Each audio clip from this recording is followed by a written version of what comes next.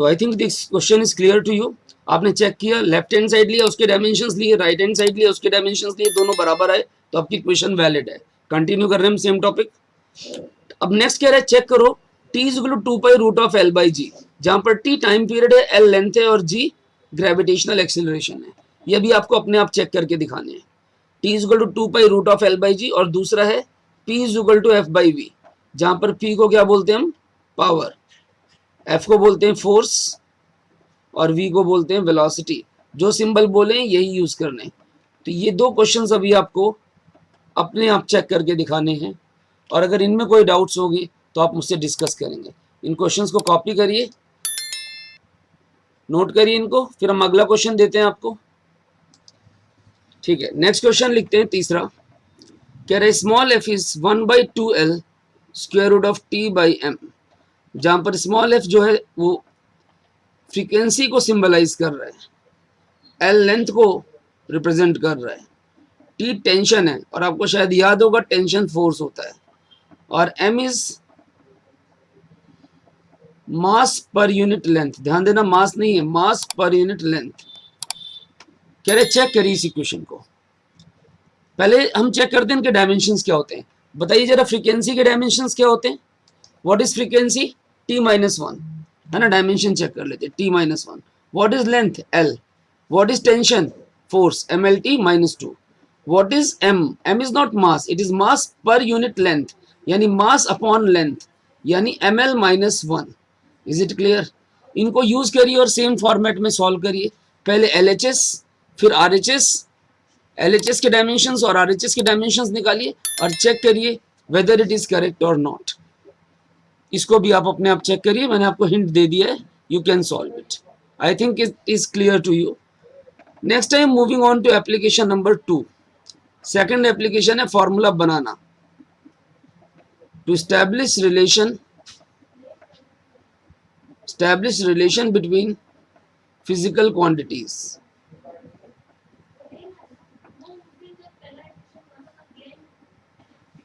To establish relation between physical quantities, अलग अलग physical quantities के बीच में हमें रिलेशनशिप स्टैब्लिश करनी है। इसको हम स्टार्ट करते हैं एक एग्जांपल से। मान लीजिए आपको क्वेश्चन दिया हुआ है, कि force depends on mass velocity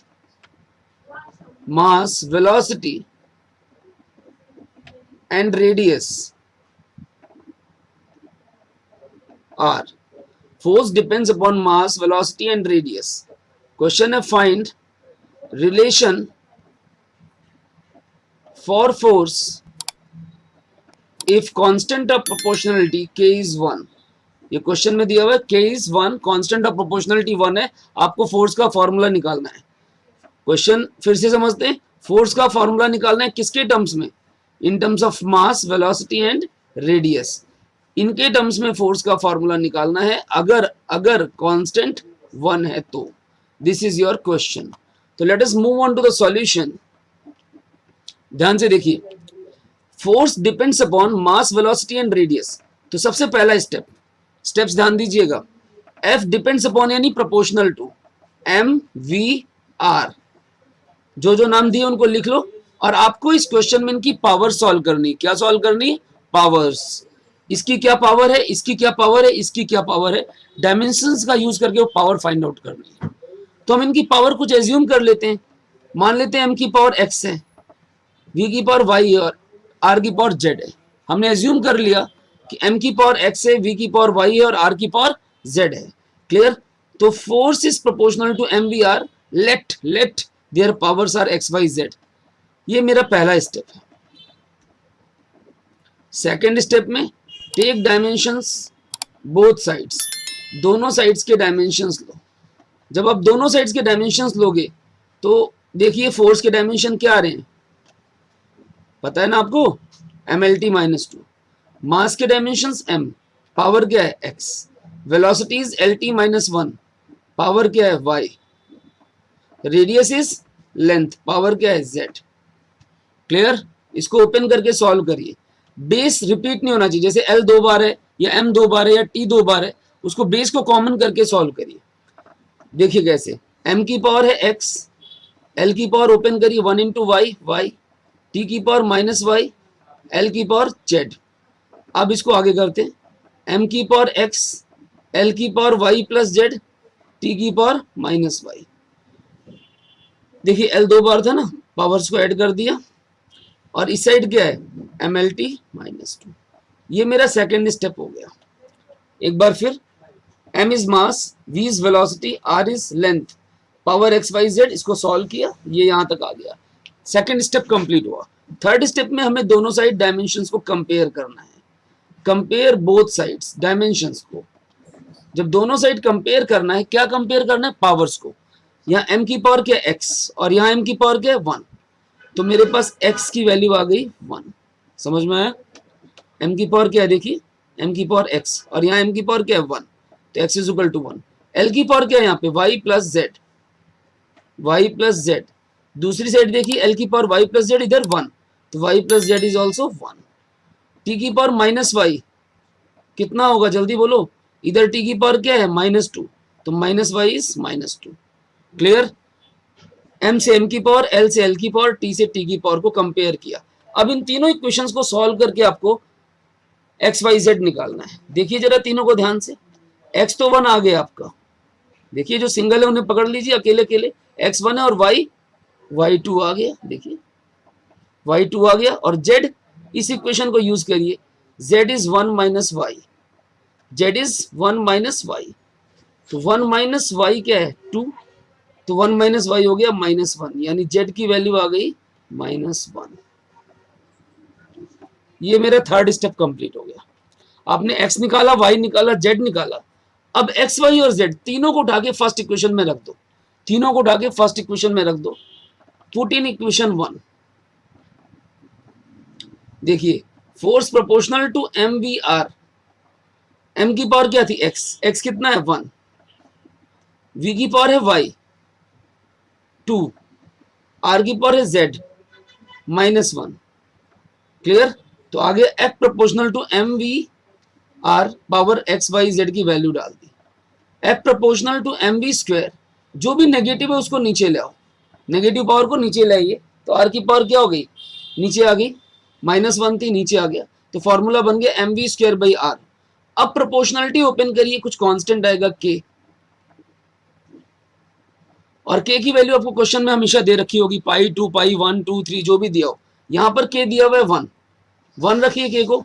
जब k को 1 रखेंगे तो कोई फर्क ही नहीं पड़ेगा, 1 से मल्टीप्लाई करने पर आंसर सेम आएगा, और मैंने फॉर्मूला ऑब्टेन कर लिया, f is equal to m v square by r.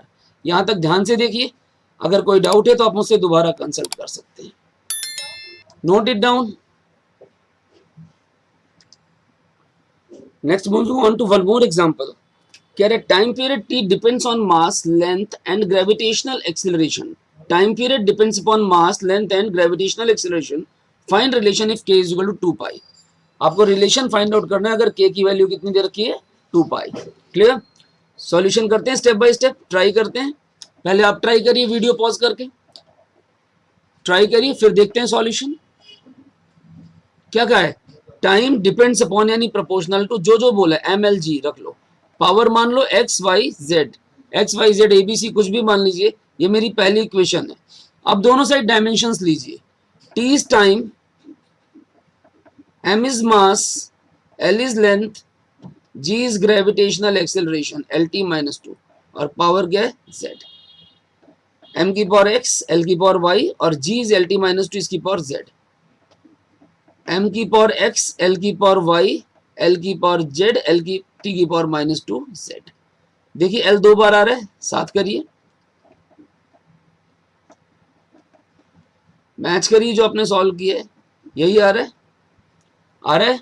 अब क्या करना है, कंपेयर करना है दोनों साइड पावर्स को, m की पावर को m से, l की पावर को l से, t की पावर को t से, और जो चीज ना प्रेजेंट हो उसको 0 लेंगे, जो भी नहीं प्रेजेंट उसकी पावर क्या लेंगे 0। स्टार्ट करते हैं, कंपेयर बोथ साइड्स। जब दोनों साइड्स कंपेयर करेंगे, आगे यहां कर रहा हूं, m की पावर x है, इधर है ही नहीं, तो x is equal to 0। l की पावर है y प्लस z, लिखिए दूसरी साइड देखिए एल की पावर क्या है, नहीं है, 0। टी की पावर क्या है, -2y, इधर 1, तो -2y इज 1। अब देखिए यहां से आ गया, जो सिंगल है उन्हें पकड़ लीजिए, y इज -1/2 और x इज 0, दो चीजें आ गई, x 0 आ गया और y हमारा -1/2 आ गया। अब बारी आती है z की, इस इक्वेशन को पकड़ो तो z कितना हो गया, -y, z कितना हो गया, -y, तो माइनस ऑफ y कितना हो जाएगा, 1/2, तो z आ गया आपका 1/2। इन तीनों को पुट करते हैं इक्वेशन 1 में, put in equation 1, t proportional to क्या था, mlg power x y z, x is 0, 1/2 l की पावर और यहां पर -1/2। क्लियर, समझ में आ रही बात। g की पावर क्या आ रही है, यहां पर 2z था, इट वॉज 2z, 2z, तो 2z इज 1, तो z इज -1/2, तो y is minus of z, यहां पर देखिए z इज -1/2, तो y is minus of z, तो y इज व्हाट, -1/2, तो y इज -1/2, तो y is minus of z यानी +1/2, तो y इज +1/2। तो आपके पास इधर देखिए t प्रोपोर्शनल टू m की पावर 0, l की पावर 1/2 और g की पावर -1/2, तो यहाँ पर वैल्यू कितनी आ गई, t प्रोपोर्शनल टू m की पावर 0, l की पावर 1/2 और g की पावर -1/2 नीचे आ गया, तो कांस्टेंट आया k, anything raise to power 0 is 1, ये हट गया, इन दोनों में 1/2 पावर कॉमन है, L/G दोनों की पावर कॉमन आ गई 1/2, और 1/2 पावर का मतलब होता है रूट, k दिया हुआ है आपको 2 pi and this is root of L/G। I think it's clean. ध्यान से देखिए, इसमें एक चीज ध्यान देना, जैसे हमने यहाँ पर कॉपी ढंग से करना है, -2z को -2y कॉपी कर दिया था, तो इसको ध्यान रखिएगा, छोटी छोटी गलतियां नहीं करनी है। And I think it's clear, very simple question, आप मैच कर लीजिए जो आपने सॉल्व किया है उससे। क्लियर है यहाँ तक। Next I am moving on to one more example. कह रहे फ्रीक्वेंसी का फॉर्मूला निकालिए, frequency small f that depends upon 3 things, एक लेंथ, एक टेंशन और एक मास पर यूनिट लेंथ।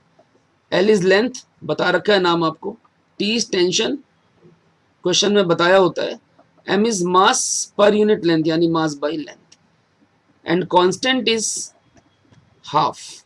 कह रहे फाइंड फॉर्मूला। स्टार्ट करें।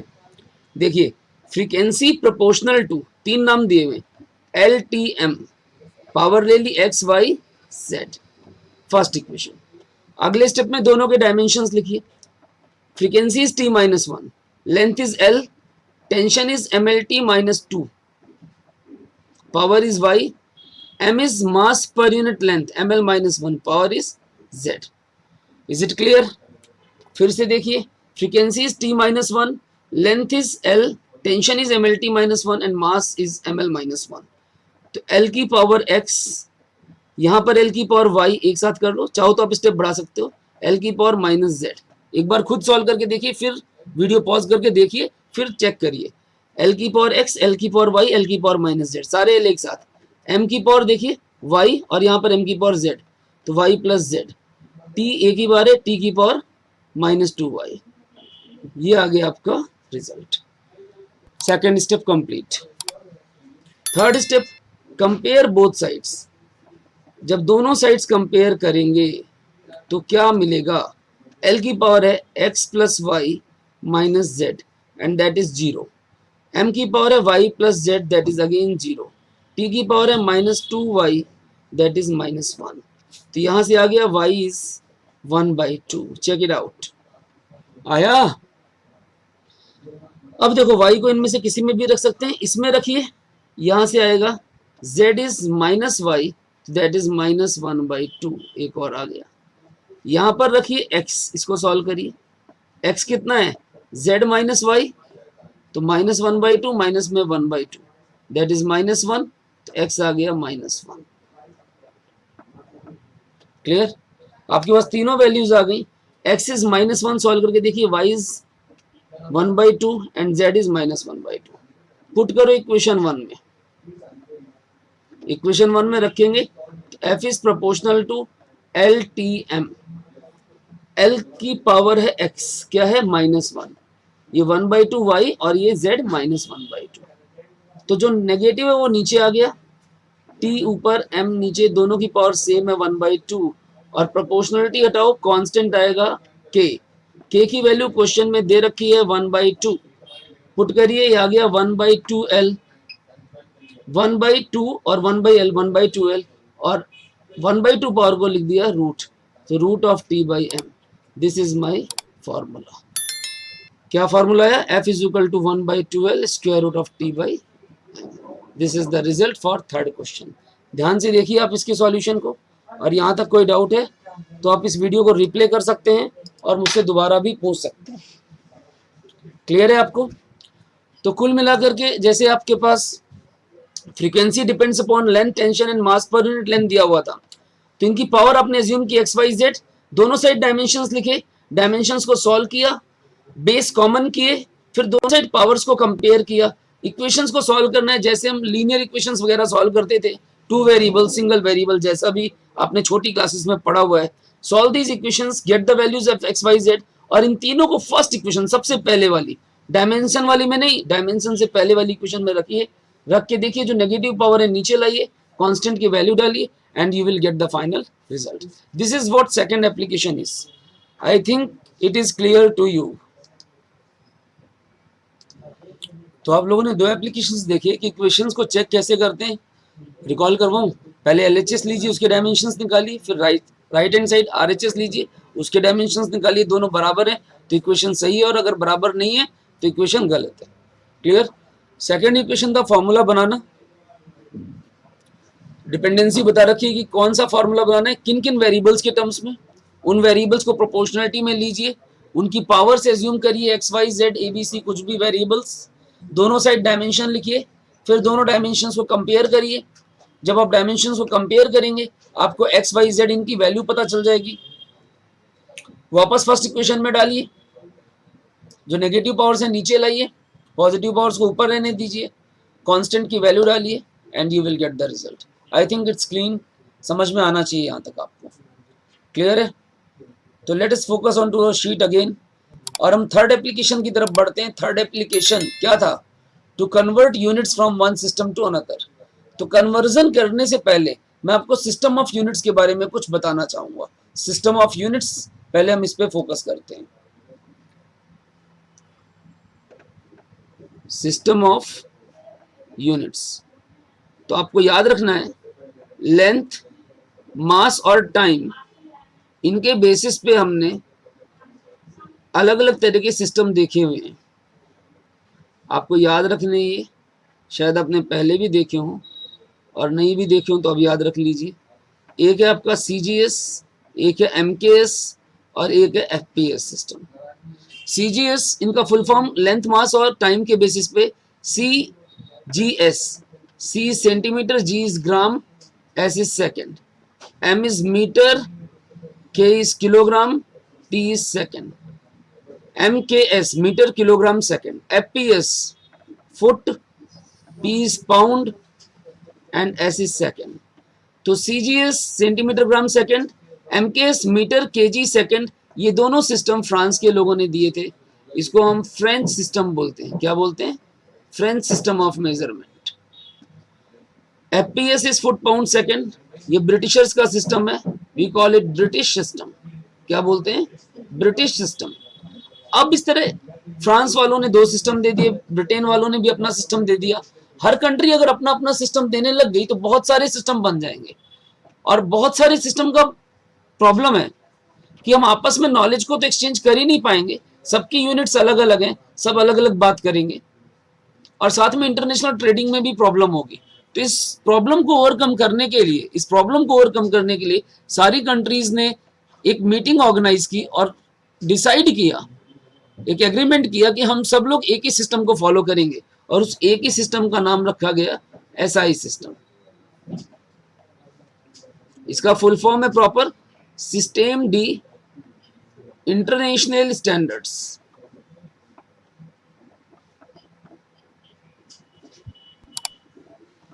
सिस्टम डी इंटरनेशनल स्टैंडर्ड्स, मतलब हम समझें तो इसका मतलब है सिस्टम ऑफ इंटरनेशनल स्टैंडर्ड्स।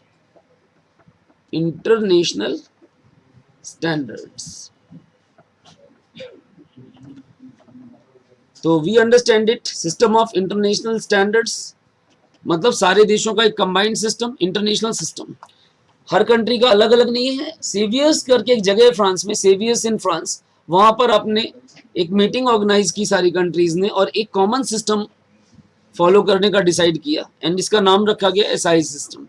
इसमें एमकेएस को प्रायोरिटी दी गई। इन्होंने कहा हम लेंथ, मास और टाइम के लिए मीटर, केजी और सेकंड को ही ऑबे करेंगे, कंटिन्यू रखेंगे इसको। तो it involves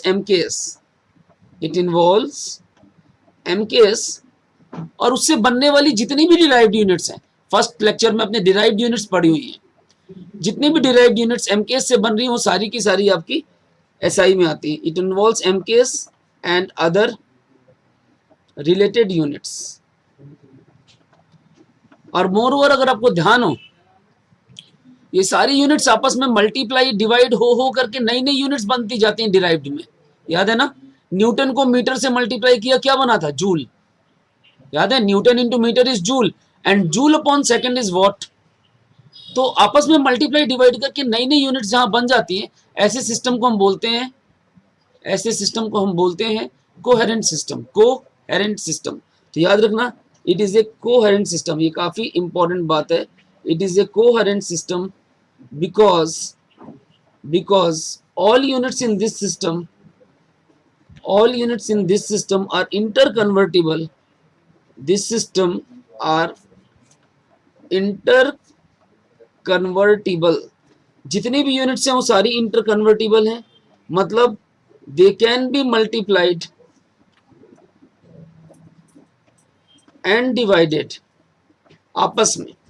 they can be multiplied and divided आपस में, यानी amongst themselves to give new units। तो याद रखिएगा ये word, this is a coherent system because all units are interconvertible, they can be multiplied and divided, किस लिए? to give new units। तो ये चीज आप ध्यान रखेंगे और इसका हम यूज करेंगे अपने थर्ड एप्लीकेशन में। थर्ड एप्लीकेशन क्या था? Application 3, to convert units from one system to other।